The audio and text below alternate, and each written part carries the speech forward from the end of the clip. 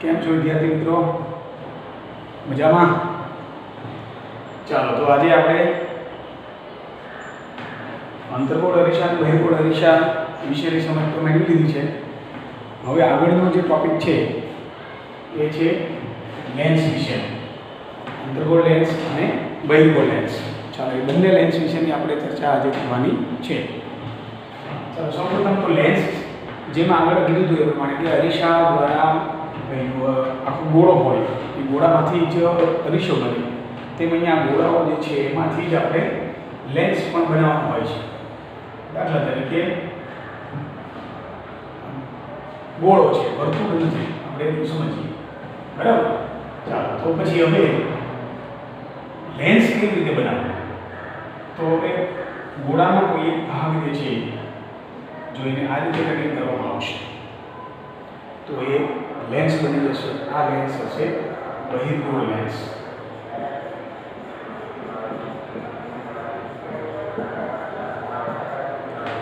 અને જો કોઈ અરીસો આ રીતે લેન્સ આ રીતે બનાવવામાં આવશે, બીજું અહીંયા કરીશું તો આ હશે એ અંતર્ગોળ લેન્સ બનશે.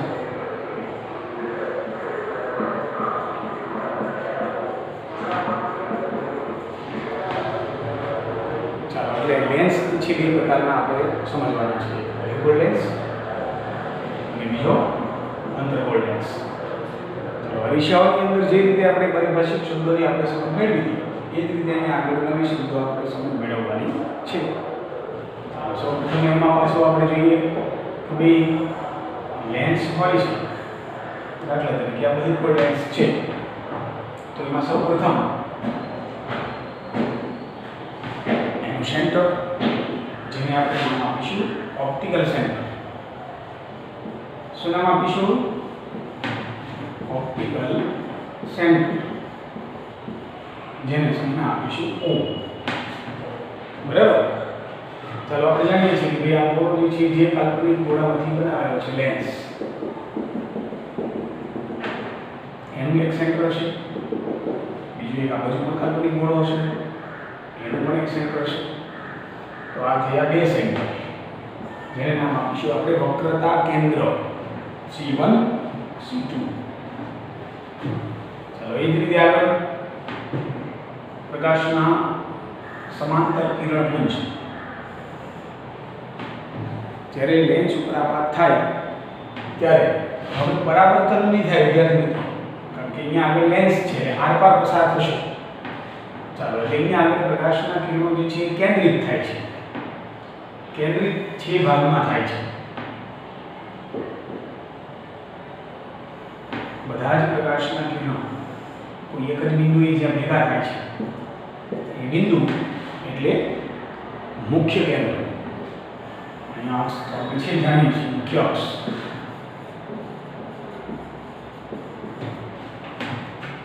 ચાલો એ જ રીતે અહીંયા આગળ જે છે એ મુખ્ય કેન્દ્ર છે. હવે પણ આપણે સમજ છે કે ભાઈ મુખ્ય કેન્દ્ર અને O જેનું અંતર એટલે કેન્દ્ર લંબાઈ એટલે F. કેન્દ્ર લંબાઈ જે છે એના વિશે ખબર છે. બીજું વક્રતા કેન્દ્ર સુધીનું અંતર એટલે વક્રતા ત્રિજ્યા, એ પણ આપણને ખબર છે. એ જ રીતે આ બાજુ પણ છે F1 અને F2. બાજુનું જે અંતર થશે એ પણ કેન્દ્ર લંબાઈ એટલું થશે. આ બાજુનું જે અંતર થશે એ વક્રતા ત્રિજ્યા જેટલું અંતર થશે. એટલે આની અંદર નવીનતા શું છે? જે અરીસામાં હતું એવું જ કંઈક અહીંયા છે, પણ ફરક માત્ર એટલો છે કે અરીસાની અંદર તમને કોઈ એક જ બાજુએ વક્રતા કેન્દ્ર અને મુખ્ય કેન્દ્ર જોવા મળે, ત્યારે લેન્સની અંદર બંને તરફ વક્રતા કેન્દ્ર અને મુખ્ય કેન્દ્ર જોવા મળશે. ચાલો એનો મતલબ એવું થયું કે એક આભાસી હશે, એક વાસ્તવિક હશે. ચાલો હવે અહીંયા આગળ જે છે એ અંતર્ગોળ લેન્સની પણ આપણે વાત કરી જોઈશું, એની પણ ચર્ચા કરીએ. અંતર્ગોળ લેન્સ જો બનાવવો હોય તો આપણે કીધું પ્રમાણે આ રીતે તૈયાર થશે. એમાં પણ ઓપ્ટિકલ સેન્ટર, મુખ્ય અક્ષ, મુખ્ય કેન્દ્ર, વક્રતા કેન્દ્ર, નામ આપીશું 1 1 2 2. ચાલો આ રીતે આપણે જાણીએ છીએ કે ભાઈ કેન્દ્ર લંબાઈ કરતાં વક્રતા ત્રિજ્યા બમણી હોય એટલે આપણે એને 2r અથવા 2f r પણ નહીં પણ 2f કહીશું. આ અંતરને પણ 2f અંતર કહીશું. અને f1 છે તો એને 2f1, f2 છે તો એને 2f2. ચાલો વિદ્યાર્થી મિત્રો આમાં કન્ફ્યુઝન નહીં હોવું જોઈએ. c1 c2 c1 એટલે 2f1 થાય અને c2 એટલે 2f2 થશે. અંતરમાં કોઈ જ તફાવત નથી, બંને સરખું છે ઓપ્ટિકલ સાયન્સ. હવે જે નિયમો આગળ આપણે પરાવર્તન માટે હતા એ જ નિયમો અહીંયા આગળ વક્રીભવન માટેના છે. બરાબર. ચાલો તો એ શરતો પણ આપણે એટલી યાદ રાખવાની છે કે આપાત ચતુર્ભુજનું મુખ્ય અક્ષની સમાંતર હોય તો પરાવર્તન પામતું કિરણ મુખ્ય કેન્દ્રમાંથી જ પસાર થાય. પણ શરત એ છે વિદ્યાર્થી મિત્રો કે અહીંયા આગળ પરાવર્તન પામતું નથી, વક્રીભવન પામે છે. એટલે તમારે વાત યાદ રાખવાની છે અહીંયા પ્રકાશના કિરણો પરાવર્તન પામતા નથી, આરપાર પસાર થાય છે. અંતર્ગોળ લેન્સ માટે એ વિકેન્દ્રિત થાય છે. ચાલો જેમ કે પ્રકાશનું કિરણ જો મુખ્ય અક્ષને સમાંતર હોય તો એ હંમેશા વિકેન્દ્રિત થાય. એટલે કે જાણે પાછળની બાજુ તમે લંબાવો તો એવું લાગશે કે f માંથી પસાર થાય છે. એટલે કહેવાનો મતલબ આપણે એટલો છે વિકેન્દ્રિત થતી મુખ્ય અક્ષની સમાંતર આપાત કિરણ હંમેશા વિકેન્દ્રિત થાય. ચાલો બીજું કિરણ જોવામાં આવે તો પણ એવું થશે. હવે મુખ્ય અક્ષની સમાંતર આપાત કિરણ તો વક્રીભવન પામતું કિરણ વિકેન્દ્રિત થશે. પરંતુ એને પાછળની બાજુ જે લંબાવવામાં આવે તો જાણે f માંથી પસાર થતું હોય તો ભાસ થાય છે. ચાલો આનો મતલબ એવો કહી શકાય કે અંતર્ગોળ લેન્સ એ હંમેશા એનું મુખ્ય કેન્દ્ર આભાસી હોય.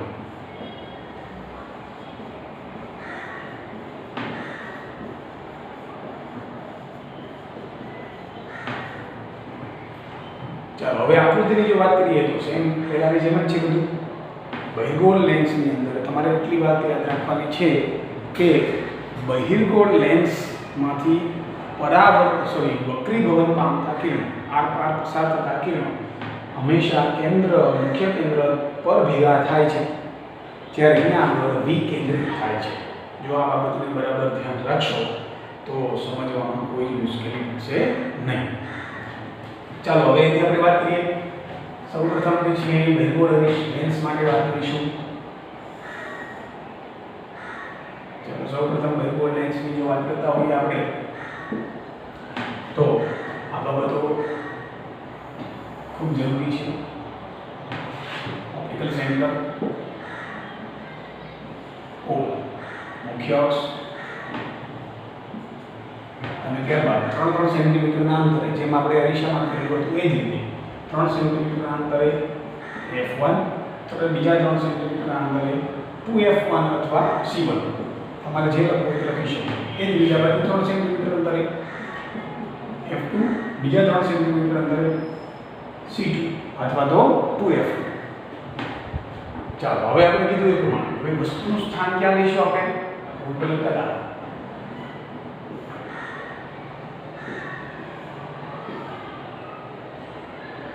વસ્તુનું સ્થાન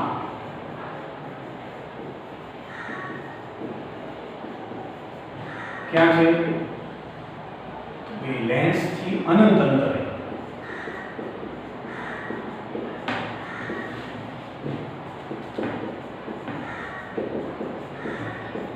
ફરી પાછું અનંત અંતરેથી આવતા પ્રકાશના કિરણો કેવા હોય? હંમેશા જોઈએ તો સમાન હોય, મુખ્ય અક્ષની સમાંતર કિરણો હોય. તમે ગમે તેટલા દોરી શકો, પણ આપણે અહીંયા 3 કિરણો દોરીશું.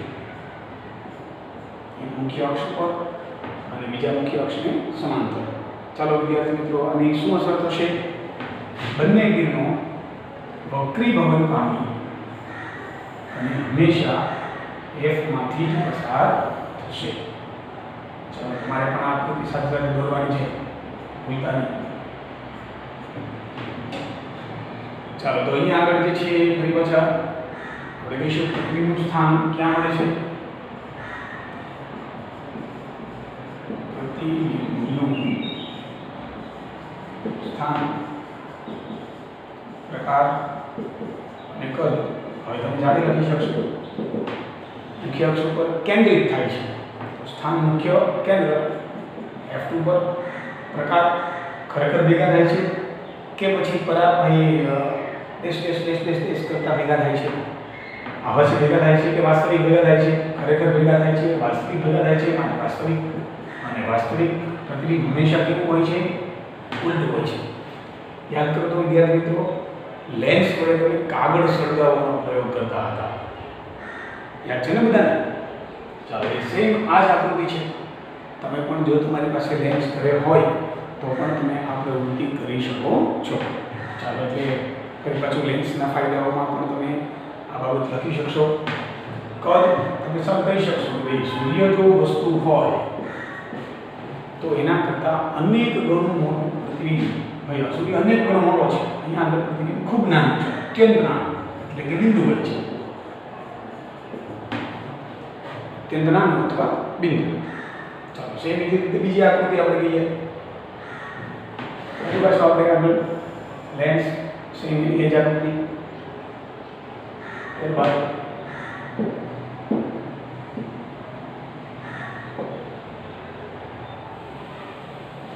ઓપ્ટિકલ સેન્ટર, મુખ્ય અક્ષ. ચાલો, હવે યાદ છે ને વિદ્યાર્થી મિત્રો શું કરવાનું છે આગળ? ઓકે, ચાલો, તો આપણે બધા જાણીએ છીએ કે ભાઈ હવે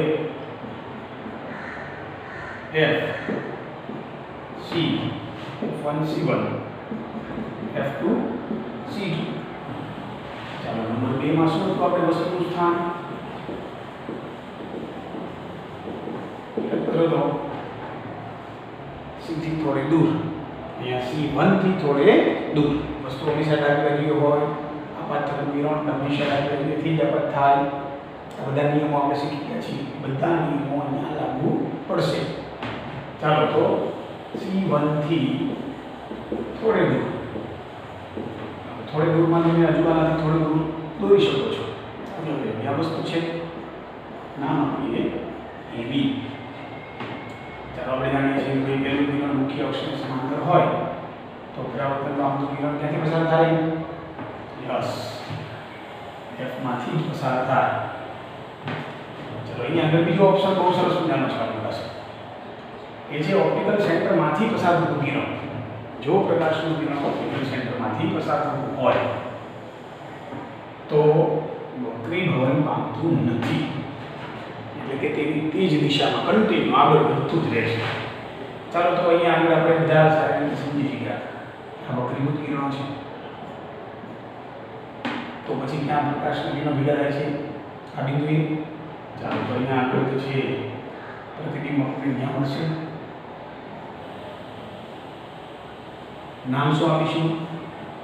A dash B dash. Ready? ચાલો, તમે લખી શકશો પ્રતિબિંબનું સ્થાન, પ્રતિબિંબનો પ્રકાર, પ્રતિબિંબનું કદ, બધું લખી શકો? સરસ. ચાલો, તો એ તમારે કમ્પ્લીટ કરવાનું છે. રેડી? હવે ત્યારબાદ આકૃતિ આગળ વધારવાની છે. હવે તમારે જાતે જ કરવાનું છે. વસ્તુ AB C1 ઉપર લેવામાં આવશે. સેમ આ જ કિરણો છે.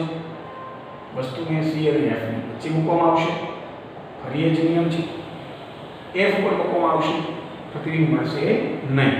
જાણો છો બધા. F અને O ની વચ્ચે મૂકવામાં આવશે ત્યારે પ્રતિબિંબ જે છે એ કઈ રીતે મળે આપણે એની ચર્ચા કરીએ. ચાલો, એ આકૃતિ હું તમને સમજાવું છું, તમે ધ્યાનથી સમજો.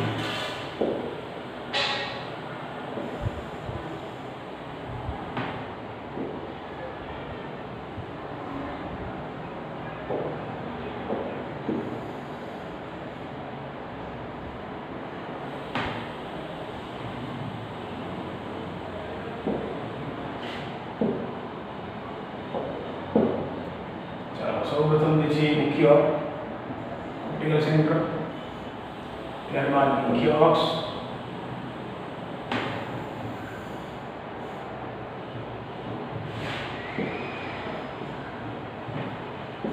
ત્યારબાદ F C C F C1 F1 F2 C2 ચાલો આપણે જાણીએ છીએ વસ્તુ ક્યાં મૂકવાની છે સરસ F અને O ની વચ્ચે ચાલો નામ શું આપીશું AB ચાલો પહેલું કિરણ મુખ્ય અક્ષની સમાન તો ત્રિકોણ બાજુનું કિરણ ક્યાં જશે F માંથી પસાર થશે બધા વિદ્યાર્થીઓને નમતી જ ખબર છે આ બાબતની રેડી બીજું કિરણ O માંથી પસાર થવાનું છે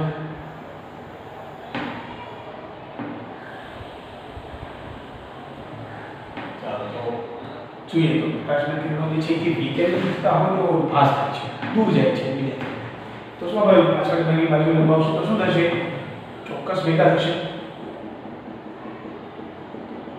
ધ્યાન મિત્રો સ્કેલની મદદથી તમારે કામ કરવાનું છે તો તમને વ્યવસ્થિત આકૃતિ મળશે જો હવે ઘણા વિદ્યાર્થીઓને એવું થાય છે કે પ્રતિબિંબ જે છે અહીંયા આગળ F1 અને C1 ની વચ્ચે મળે છે ના એવું જરૂરી નથી યાદ રાખજો જો વિદ્યાર્થી મિત્રો તમે કોઈ વિદ્યાર્થીઓએ અહીંયા આગળ આકૃતિમાં વસ્તુનું સ્થાન લીધું છે એકદમ નજીક લીધું છે તો પ્રતિબિંબનું સ્થાન આગળ પાછળ તમને જોવા મળશે એટલે ક્યારેય એવું જવાબ લખવાનો નથી કે પ્રતિબિંબનું સ્થાન F1 C1 ની વચ્ચે મળે છે જે જવાબ ખોટો છે ચાલો તો પછી પ્રશ્ન થાય કે તો જવાબ શું છે ચાલો તો પ્રતિબિંબનું સ્થાન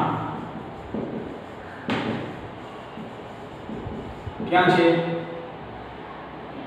વસ્તુની પાછળ યાદ રાખજો વસ્તુની પાછળ વસ્તુ તરફ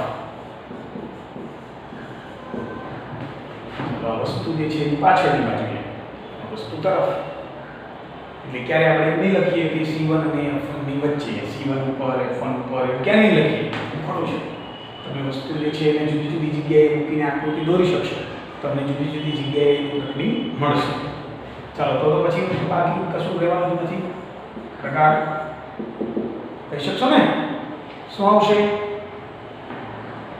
પાછળની બાજુ લંબાવવાની છે માટે શું આવશે આભાસી સરસ ચાલો તો એ તમારે લખવાનું છે કદ તો તમે જોઈ શકો છો AB એડેસ બીડેસ વસ્તુના કદ કરતા મોટો ચાલો ક્લિયર બધાને ચાલો તો હવે આવી 6 આકૃતિઓ ફોટો થશે અને વસ્તુનું સ્થાન આપણે કીધું પ્રમાણે ક્યાં લખીશું વસ્તુનું સ્થાન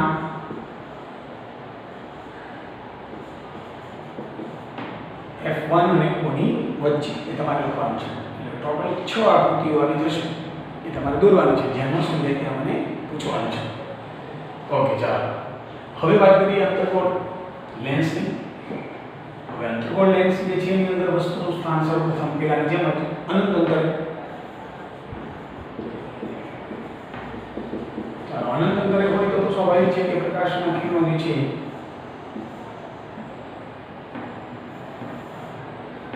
મુખ્ય અક્ષને સમાંતર થતા હોય વસ્તુ અનંત અંતરે છે AB દાખલા તરીકે સૂર્ય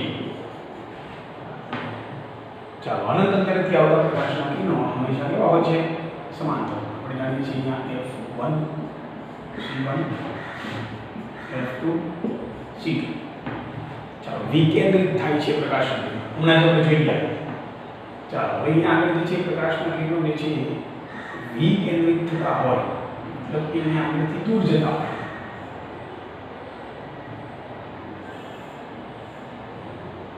તો એને પાછળની બાજુએ આપણે લંબાવવા પડશે કે જેથી કરીને આપણને પ્રકાશના કિરણો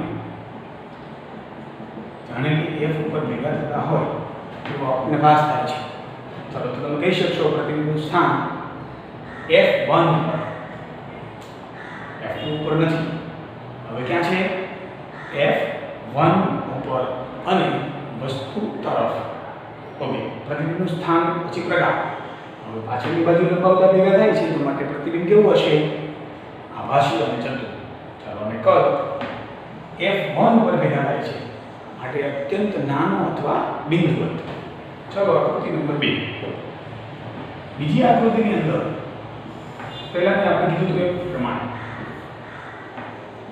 ઓપ્ટિકલ સેન્ટર મુખ્ય અક્ષ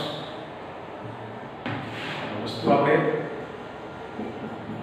એફ સી 2 2 1 1. ચાલો તો આપણે કીધું એ પ્રમાણે અનંત અંતરે વસ્તુ જે હતી હવે નજીક લાવશું, પણ અહીંયા આગળ દરેક જગ્યાએ જે છે અલગ અલગ આકૃતિ આપણે દોરવાની નથી. તમે અનંત અંતરેથી કોઈ પણ સ્થાને મૂકી શકશો. આવી ગયું. ચાલો આપણે અનંત અંતરેથી થોડું નજીક એવું આપણે કહીશું. આકૃતિ નંબર 2, અનંત અંતર અને ઓપ્ટિકલ સેન્ટરની વચ્ચે. અનંત અંતર અને ઓપ્ટિકલ સેન્ટર O ની વચ્ચે જો વસ્તુને મૂકવામાં આવે તો શું થાય? ચાલો આપણે ધારી લઈએ. તમે કોઈ પણ જગ્યાએ વિદ્યાર્થી મિત્રો આકૃતિ વસ્તુ મૂકી શકશો. ચાલો તમારે 3 આકૃતિઓ ટ્રાય કરી લેવાની, અથવા જેને દોરવી હોય તેટલી. દરેક જગ્યાએ જવાબ સરખો તમને મળશે. ચાલો હું દાખલા તરીકે અહીંયા આગળ વસ્તુ મૂકું છું. બરાબર. ચાલો તો પહેલું વિધાન મુખ્ય અક્ષને સમાંતર આપણે જાણીએ છીએ વિકેન્દ્રિત થશે. વિકેન્દ્રિત થશે એટલે શું થશે? દૂર જશે.